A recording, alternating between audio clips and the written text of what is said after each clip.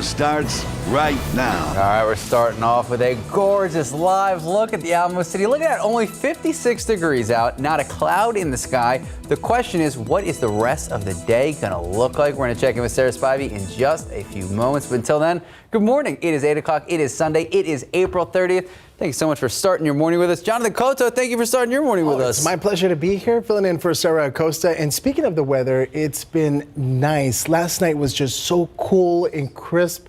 I stepped outside and I took it all in, and I was just so thankful for it. But I'm not sure if that's what's going to hold up for today. We'll check in with Sarah right now. Here's the thing, though, Jonathan. Even though it is going to get toasty this afternoon, the humidity is going to stay pleasantly low today. So it was nice last night for Fiesta Flambeau. Absolutely gorgeous. Even this morning, we got down to 50 degrees.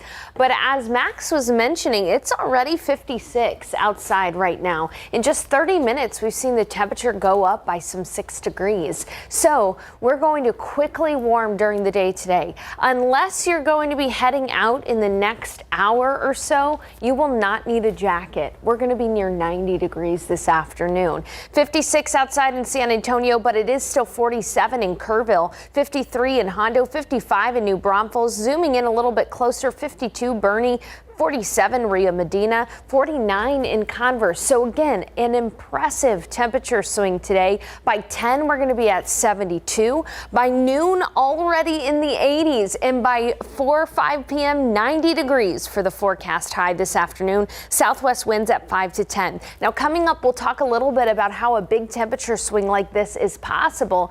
And I'll get you ready for the week ahead when we have the best chance to see some storms coming up soon. Max, Jonathan. Thank you, Sarah. We now have the latest in a police investigation regarding a body that investigators found in a local creek. So we're told that the body was found yesterday evening in the 5900 block of West Commerce Street. That's near Monterey Park on the city's west side. SAPD made the discovery after someone called them saying that something was moving fast in flooded waters. Now, San Antonio firefighters recovered what was described as a severely decomposed body of a woman. Now, police still investigating. They tell us they've been able to determine that it was a woman, but still working to figure out who exactly she was. All right, Fiesta is starting to wind down, at least Fiesta 2023. Thousands of people, though, joining in on the fun at the 75th Fiesta Flambeau Parade just last night. That's right. Many took in the lights and the sounds of the final night of Fiesta. Let's hear some of that sound and fun right now. We can take a look at Fiesta Flambeau from last night, if we can get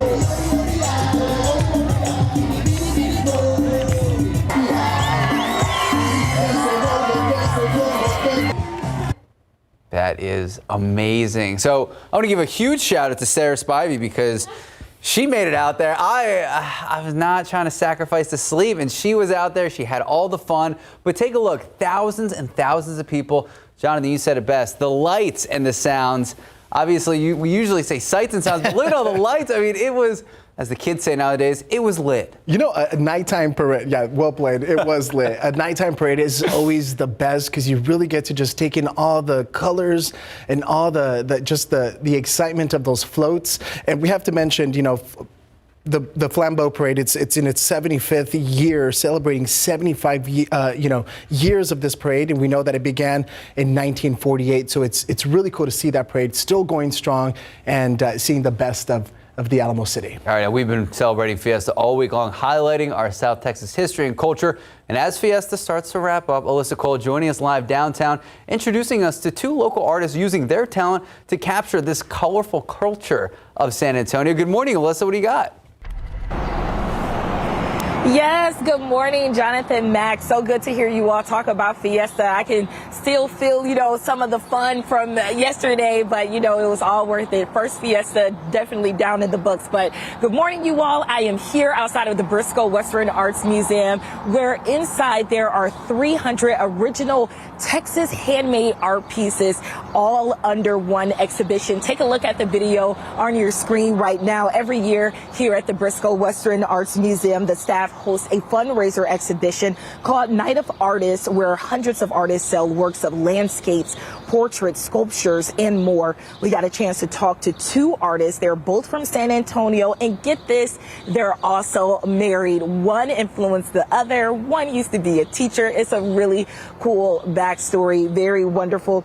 Now, I'm going to get into the details of their story and the type of artwork that they do and why they do it coming up in our next half hour, the 8:30. And what's really cool, too, that's coming up at 8:30, Max and Jonathan, is that you all will get a chance to see this original 300-piece artwork on display right here at the Briscoe Museum, free of charge. So if you didn't get a chance to make it to all the different Fiesta events, or you didn't get a chance to make it out to the King William Fair yesterday, but you still want to experience some of that South Texas energy, that life that you all were talking about, that culture, you can be a part of Locals Day on, next Sunday. But we'll have more details coming up at the 8:30 half hour. So stay tuned with us to learn more details. I'll send it back to you all. Melissa Cole, thank you so much. So, as we've been talking about, Fiesta 2023 is wrapping up. It has been a whirlwind of celebration, fun, and of course, for me, it's all the phenomenal food. Oh, totally. It's always about the food. But joining us today in leading SA segment is Steve, Executive Director of the Fiesta San Antonio Commission. Steve, thank you so much for joining us. Good morning. Thank you for having me. All right, so we really do appreciate you joining us, the morning after Fiesta Flambeau. So as we do look at the last day of Fiesta, how did everything go from you guys' perspective? You know what? The feedback has just been tremendous this year for Fiesta. It was back to a normal time frame in April, and all the organizations have just had some great successes this week. So it's been a lot of fun to share the Fiesta family spirit with more than 2.5 million people. So it's been a great week. Now, Steve, we know we're coming out of a really rough last couple of years. What were some of the major changes implemented this year for Fiesta? Well, one of the changes that we had this year, we actually, unfortunately, it rained out last Thursday with our Fiesta opening ceremony, but we did move that to Travis Park this year, and that was going to due to some of the construction downtown. But it was just great to see all the Fiesta organizations really come back and experience a full Fiesta. We did have a few weather challenges early in the week, but our organizations, they really gathered together and really made the best out of the situation and really had some great success for their organizations. Well, I know you guys are never resting on your laurels. So are you guys already planning changes for next year or future Fiestas? Well, we already are having meetings about next year, and we're looking to the future. Obviously, it takes a whole year to plan Fiesta, and with our great volunteers and all the great Fiesta organizations, we're looking to start making some plans now. One of the possible plans would be a location for Fiesta. If Civic Park is available, the plan right now is to move into Civic Park downtown and have Fiesta. So we'll be working with Hemisphere and city officials and Fiesta officials. But yes, we're already making plans for next year. Now, Steve, while I was out there, I had the opportunity to meet people from Georgia, from Louisiana, from all across the country. As the population increases around San Antonio, would the commission ever consider hosting events further away from downtown? Well, you know what? One of the things that I personally love about Fiesta, and I think a lot of people do, is that Fiesta events happen in all parts of San Antonio. So South Side, West Side, East Side, North Side, and downtown. And that's really what makes Fiesta very special, is that all parts of San Antonio are represented during Fiesta. One of the discussions that we've had with our board this year is to look at some of the contiguous counties to Bexar County to see if we need to work with having some Fiesta events that expand outside of Bexar County. So we're going to be looking at some of those organizations and some of those ideas as we go. But we really want to make sure that all parts of San Antonio are represented during Fiesta. Of course. Now, you and I discussed a little bit about the numbers. There's a lot of them to deal with, and a lot of them are preliminary. But in terms of visitors, economic impact, this is a party with a purpose, money raised. What do those numbers look like so far? Well, we did an economic impact study a few years ago, and the results showed $340 million economic impact to San Antonio. So that's a great boost for the economy for San Antonio. But it doesn't necessarily track the charitable impact that our organizations do too, which is tremendous. And we'll be getting a lot of those numbers back in the next couple of weeks from our organizations. Really, when we say party with a purpose, our organizations are doing a great job of, because of Fiesta, they're able to raise funds to support their organizations that support the citizens of San Antonio throughout the entire year. And that's really why we do Fiesta. And do you guys have a number in mind? Obviously, we've seen the amount of millions raised over the last few years. Do you have a specific number in mind that you guys have a goal to hit? Well, we try to use those numbers as benchmarks. And once we start to get the attendance figures from all our organizations, we look to about 2.5 million people coming through the different tickets and the different gates at the event. So our numbers look at about 2.5 million people. And if Flambeau is any indication of the excitement and the crowds for Fiesta, it looks like we're going to hit those numbers again. Steve, well, thank you so much for joining us. It's been a pleasure having you. Surely the planning for next year's Fiesta starts bright and early tomorrow morning. Yes, it does. Yeah, April 18th to 28th for 2024. And I just want to thank KSAT for all your support for Fiesta. Thank you. All right, folks. Time is 8:10, temperature 58 degrees. Now, more than 2 years after his brave battle with cancer, the legacy of Judson High School football player Bryce Wisdom lives on. We'll tell you what's being named in his honor. All right, let's take a quick live look out there. Oh my goodness, gorgeous start to the day, but it is already starting to heat up. Already 58 degrees. How warm will it get on this last Fiesta Sunday? We're going to check in with Sarah Spivey in just a few moments.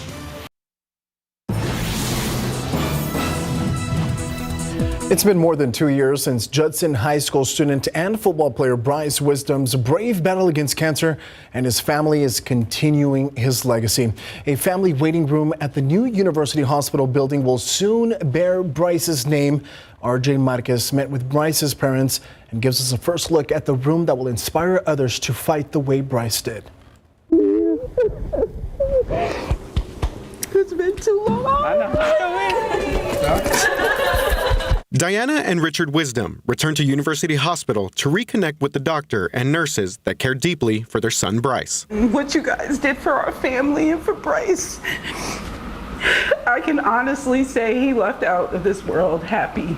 Bryce died in June of 2020 and would have been 20 years old on Friday. The Wisdoms are keeping their son's name alive with this new family waiting room under construction at University Hospital.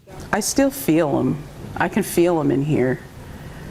The first time I came in was really emotional, but now I'm excited. This was the first time that Bryce's father was able to walk through the room that will be dedicated to his son. And we jumped into this world, not knowing anything, and then for other families to kind of help us along, it kind of eased the path, and we want to just do the same.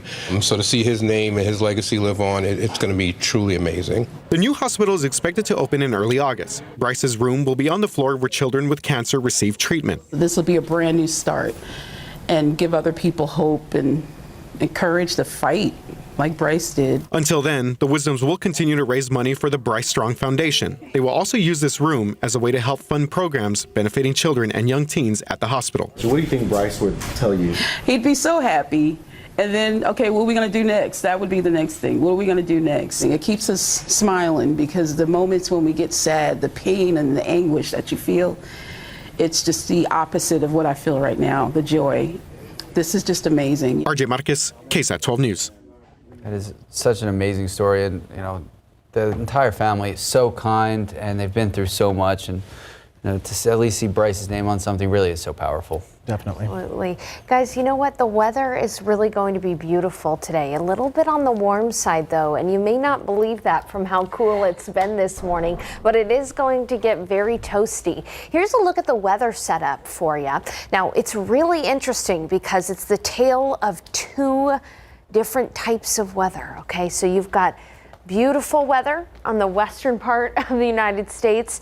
And then look at this, the eastern half of the U.S. getting walloped by two storm systems. You can actually see them, the counterclockwise movement of the lows up near Chicago and down near Atlanta. This is where the storminess is for throughout the day today. These two dueling storms going to be moving off to the east, creating havoc for those traveling in the air today. So keep that in mind. Meanwhile, here in San Antonio and across Texas, we're going to be dealing with a high pressure system. High means dry. It's moving overhead in the upper levels of the atmosphere, keeping us fairly dry for at least the start of this upcoming week. Now, outside right now, it's 56 degrees at the airport.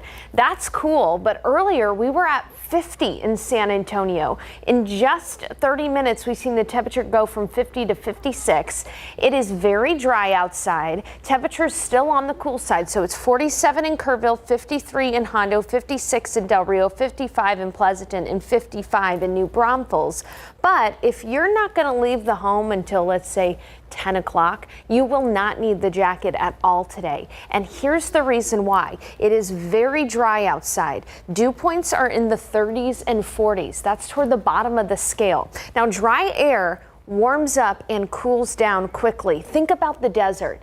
Cool mornings, hot afternoons. We've got desert air overhead, so we are going to be looking at a quick warm up here. Here's a look at that KSAT 12-hour forecast. Even in just the next hour, we're already going to be near 70 degrees. 72 at 10, noon will be in the 80s, and in the afternoon, near 90 degrees by about 4 or 5 p.m. It's going to be a pretty pleasant evening, too, with temperatures falling from the 80s into the 70s after sunset. All in all, though, a toasty afternoon. Please, if you're going to be spending time outdoors enjoying the last day of Fiesta, that you wear the hat, you use the sunblock, all that stuff, because it is going to be sunny, completely sunny and warm, especially west of San Antonio. Look at that. Del Rio 95, Eagle Pass 94 today. It's out west that there is going to be a little bit of an elevated fire danger too, although winds are not going to be as strong as they were yesterday for us. We'll have southwest winds at 5 to 10 miles per hour. Going to be 87 in Canyon Lake, 89 in Kerrville, 89 in Pleasanton. Let's take a neighborhood view around San Antonio. 90 in Castroville, 89 down in Poteet, 88 in Seguin and in New Braunfels, 90 in Hondo, 90 in Bandera, and near 90 up in Kerrville and Comfort. So the low humidity is going to stick with us through Monday. Tomorrow, humidity is going to be in the 50s. Dew points are going to be in the 50s, which is still pleasantly low. However, by Tuesday, it's going to become humid again, and then by the weekend, oppressively humid. So looking ahead to your forecast, tomorrow, very similar to today, a cool morning, a toasty afternoon. But by Tuesday morning, humidity returns. We'll have some morning fog. And then by Thursday night and Friday, we are going to have a chance for some storms. It's that time of year where when storms develop, they can become severe. Coming up in the next half hour, we're going to talk about not only that better rain chance on Thursday night into Friday, but also how April has been so good to us for rainfall. Talk about that coming up. Glad to hear that. April showers. April showers bring May flowers and hopefully more showers too. Thank you so much, Sarah. Time is 8:21, temperature 58 degrees. I'll be right back.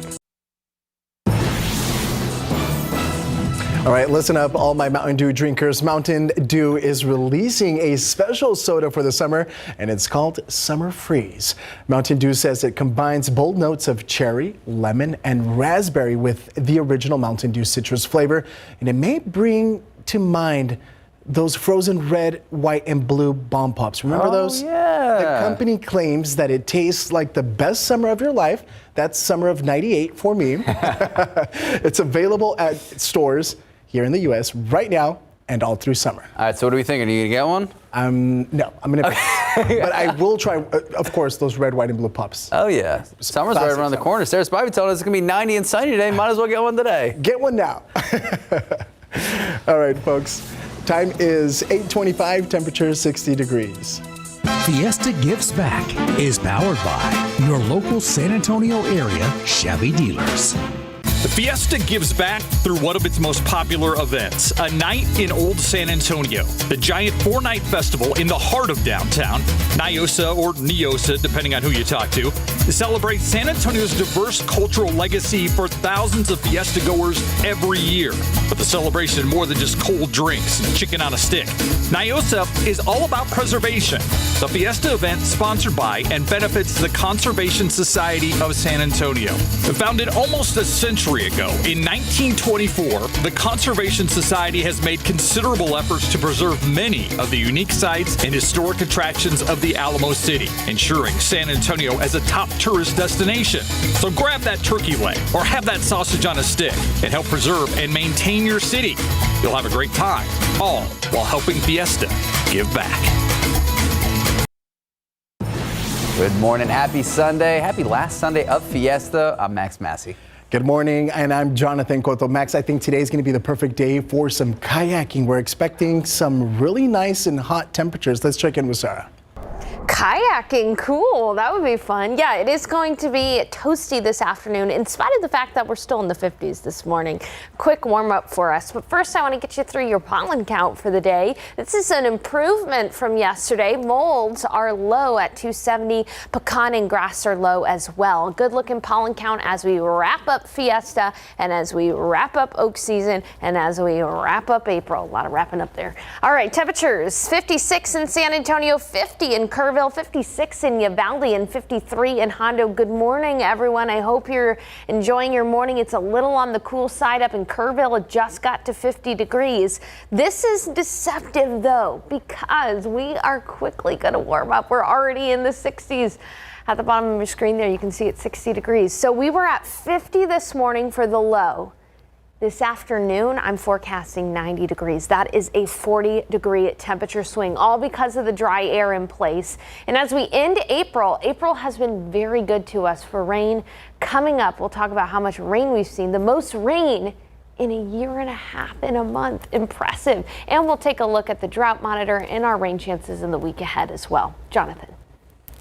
Thank you, Sarah. Now to a manhunt for the man investigators say shot and killed 5 people execution style inside a home north of Houston. Yeah, this all unfolded in Cleveland. It's about 55 miles north of Houston. The suspect, police are saying, is known to fire his weapons in his yard. One of those victims killed the youngest, an 8-year-old boy. ABC's Matt Rivers has the latest.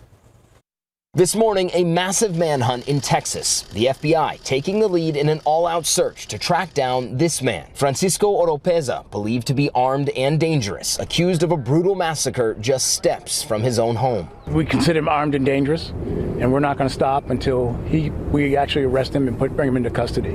But he is out there, and he's a threat to the community. Saturday afternoon, tactical teams finding the suspect's cell phone they were tracking abandoned. Oropeza is accused of gunning down 5 people, including an 8-year-old child, inside their Cleveland, Texas home, and what officials say may have been over a neighbor dispute. Yesterday I heard some shootings, but I thought it was like normal, like always. Never thought this was happening. Authorities say it all started Friday night around 11:30 p.m. when neighbors approached the 39-year-old asking him to stop firing a weapon from his porch. The neighbors trying to get a baby to sleep. One of the victims came out of the house and said, hey, we have a small baby that's trying to sleep. And the man said, I'll shoot out in my front yard, do what I want to in my own residence.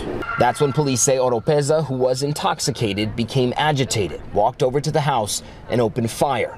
The sheriff saying the victims were all shot from the neck up, quote, almost execution style. I mean, that's so sad. Can't believe it. I mean, I have kids and I can't imagine this happening. Police say there were a total of 10 people inside, all from Honduras. Deputies reporting 2 of the women found shot were each laying on a child. Those 2 children survived the massacre. That was ABC's Matt Rivers reporting. Back here at home, San Antonio firefighters very busy overnight responding to 2 separate fires on 2 separate parts of town. So let's take you to the first one. This one sparked just before 1 a.m. This is a 600 block of Comal. That's between I-10 and Alazan Creek. This is what we know right now. Firefighters on the scene telling us they got there and they found this vacant home in flames. Now, crews quickly responded. They extinguished the fire. Luckily, no injuries reported. Arson and fire investigators called to the scene trying to figure out how this all started, though. Now let's go to the second one to tell you about. This is a situation. This is the 1700 block of Schley Avenue. Now, firefighters tell us they arrived to find smoke coming from the home. They did find a small fire in the front area of the house. They quickly extinguished it. Luckily, firefighters able to stop that fire before it spread to not only the attic, but also neighboring homes. There were 2 people in the house at the time of the flames. Luckily, they made it out safely with no injuries. But again, investigators working to figure out how this all started. New this morning, San Antonio police are investigating a stabbing on the city's southeast side. It happened just before 3:30 this morning on the 4600 block of South Hackberry Street near East South Cross and South Pereza Street. They say a woman stabbed a man in the arm during an argument and he was taken to BAMC for treatment. He is expected to be okay, but no word yet on what could have caused the stabbing. We're still waiting to learn what charges, if any, the woman could be facing. Now we head on over to the Rio Grande Valley, where the West Laco Police Department is searching for 70-year-old Refugio Mireles. He was last seen yesterday around 11:15 in the morning at 1212 South Bridge Avenue in West Laco, wearing a black sweater and blue jeans. He has white hair and brown eyes. Police believe Mireles' disappearance poses a credible threat to his health and safety. If you have any information, you are asked to call the West Laco Police Department. The number on your screen, 956-968-8591. Well, law enforcement in Atascosa County finally making an arrest after a 4.5-hour manhunt for the suspect who they say refused to pull over on Highway 281. DPS and Atascosa County Sheriff's Office say that the suspect drove behind a Bill Miller's restaurant after the pursuit. He drove into a field. He bottomed out on the banks of the Bonita Creek. That's when deputies, DPS, and officers from Pleasanton Police Department, they started searching for him. They eventually spotted him trying to cross the road. He was arrested, now faces charges for unauthorized use of a motor vehicle and, of course, evading arrest. New details this morning on a shooting that happened early Thursday morning that left a 2-year-old in critical condition. Sadly, the child has since died. It happened on Kent Store Street near South Ellison on the west side. The victim, Romel Antonio Richardson, was shot in the head. Police say his parents rushed him to the hospital. Now, family members told police the gun was laying on top of a ATV when the little boy knocked it down. They say when the gun hit the floor, it fired. Another child was also in the home at the time of the shooting but was not hurt. No charges have been filed. All right, early voting has been going on for a while now. On KSAT.com, we have everything you need to know about early voting. We know the polls are closed today, but don't worry. You still have 2 more days of early voting, tomorrow and Tuesday. Registered voters can vote at any polling location during the early voting period. Again, you have Monday and Tuesday. It ends Tuesday, but then you can vote at any polling site on Election Day, and that is a week from yesterday on May 6th. So we have a list of every polling location for the May 6th election. Polls will be open 8 a.m. to 8 p.m. tomorrow and Tuesday. You can find that full list, everything you need to know, including sample ballots right now. Just head to KSAT.com. So we've been celebrating Fiesta all week long, highlighting our South Texas history and culture. And as Fiesta wraps up today, Alyssa Cole joins us live downtown to tell us more about 2 local artists using their talent to capture the colorful culture of San Antonio. Good morning, Alyssa. Good morning, Jonathan. That's exactly right. I'm here outside of the Briscoe Western Arts Museum, where inside there are 300 original Texas handmade art pieces, something we mentioned earlier during our show. And I mean, it is absolutely just incredible to see. Take a look at this video. Every year, right here at the Briscoe Western Arts Museum, they host a fundraiser exhibition called Night of Artists, where hundreds of artists sell works of landscapes, portraits, sculptures, and more. We got a chance to talk to 2 artists. They're both from San Antonio, and as we mentioned earlier, they're married. Caroline and William Carrington have been creating Western art for years. William, who is a former teacher, was inspired by his wife, who's been a professional artist for more than 20 years. Now, what's really neat about these 2 is that they use nature, folklore tales, and just the essence of South Texas as a muse to tell a story. It's not typical Western art. It's not just the cowboys. It's not all the Indians and the history. It's also very present. It's happening right now. I feel very contemporary. I feel like I'm living the Western art life that I want to lead. My inspiration probably is kind of humor, obviously, and kind of an admiration for wildlife, the Texas wildlife. I always say that the jackrabbit, the poor things, are just constantly getting attacked. Land, sea, and air, so to speak. Hawks, eagles, snakes, everything's trying to get them. So they're all they do every day is figure out how to stay alive. And Carolyn's work is just colorfully filled with life. And I have to say, Williams, his work is definitely personal and unique. It's almost like he has an empathetic eye for the jackrabbit and used that, as inspiration to create. I thought it was very, very nice. And what's even more nice is that for one day only, the Briscoe Western Arts Museum will allow the public to view the last day of this exhibition for free. It's part of their Locals Day initiative to engage the community, and it's this upcoming Sunday, May 7th. So if you didn't get a chance to do a little fiesta this weekend, or maybe you didn't get a chance to do it earlier this week, you can still feel that spirit and that life of fiesta and that South Texas culture right here at the Briscoe Arts Museum for a free day this month for Locals Day this Sunday, May 7th. But for now, reporting downtown San Antonio, Alyssa Cole, KSAT 12 News. Thank you, Alyssa Cole. Thank you so much. Empathetic guy, and she is absolutely right. The Briscoe Museum does such a great job at capturing the city's history and the city's energy and color. Really is. Definitely, if you haven't been, it's a must go. Absolutely. Time now, just about 8:41, 62 degrees. And next, in a new Gardening with KSAT segment, we'll tell you about some simple things you can do to get rid of pests in your garden. And if you got to do stuff in the garden, I would do it early. We've seen the temperature shoot up a little bit already this morning. Started early 50s and already 63. How warm will it get? We're going to check in with Sarah Spivey in just a few moments. Fiesta Gives Back is powered by your local San Antonio area Chevy dealers. Fiesta gives back through its grand nighttime celebration on the Riverwalk, the Texas Cavaliers River Parade.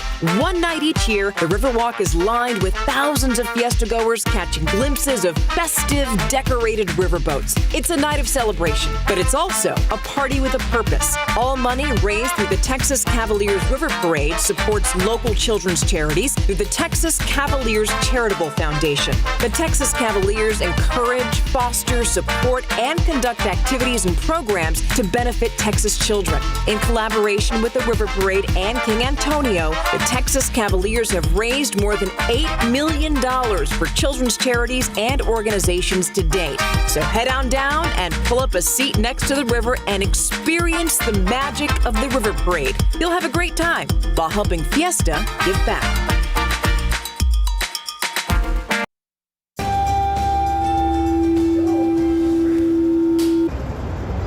Y'all, we have ants.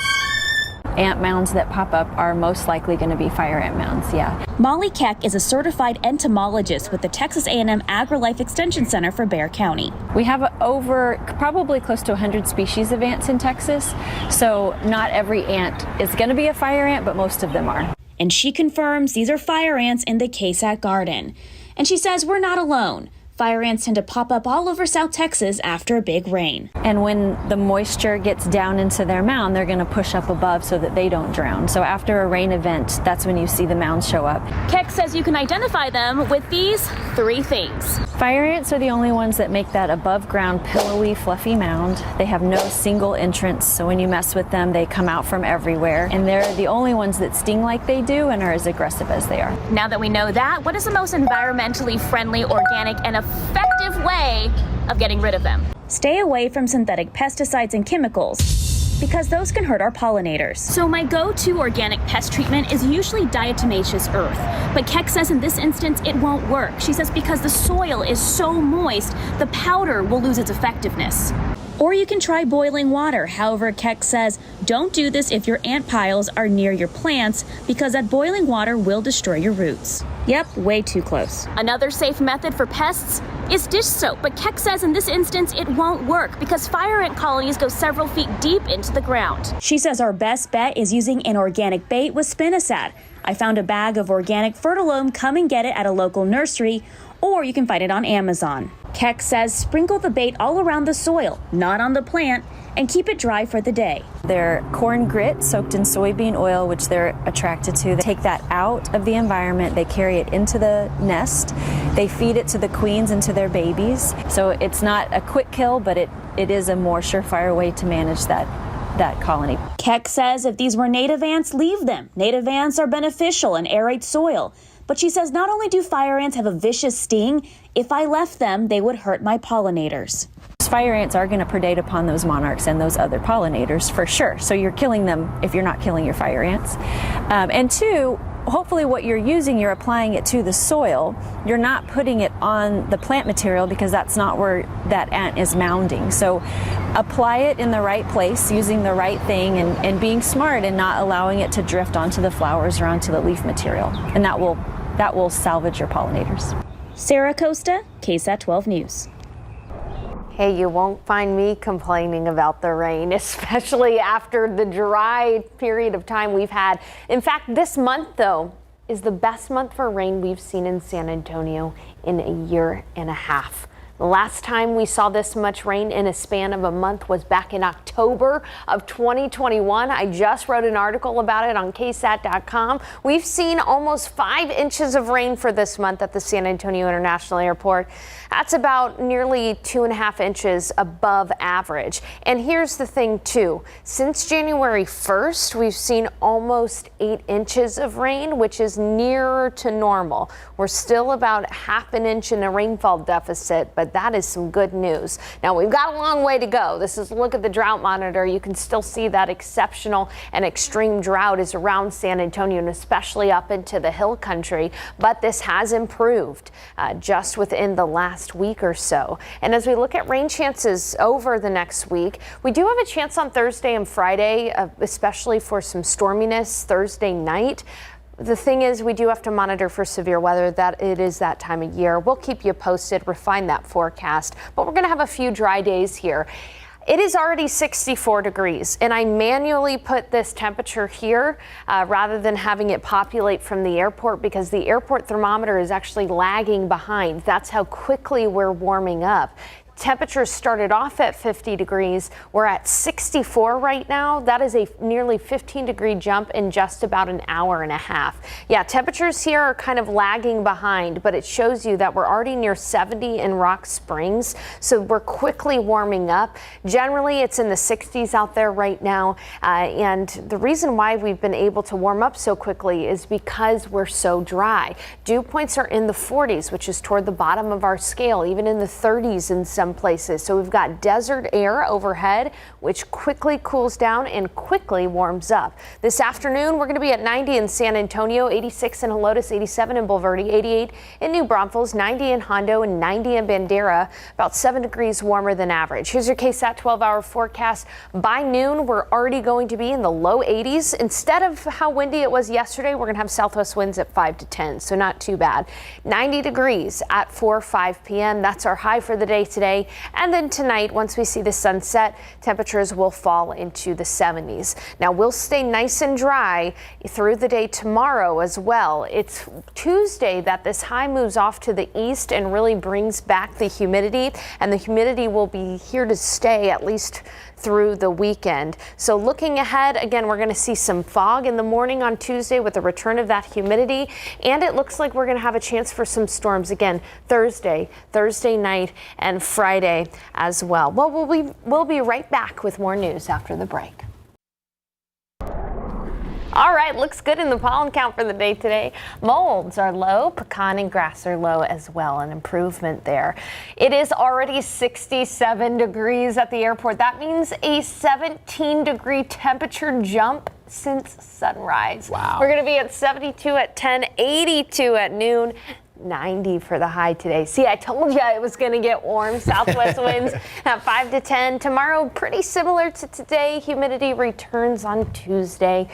And we'll have a chance for storms Thursday night, and Friday as well. Right. So, Sarah, Jonathan and I, we valued our sleep enough to not go to Fiesta Flambeau. But because you're such an experienced Fiesta goer, what is your favorite part of Fiesta this year for Fiesta 2023? If I'm being honest, it was meeting so many awesome KSAT viewers, hanging out with everyone. I loved our medals this year. It was fun.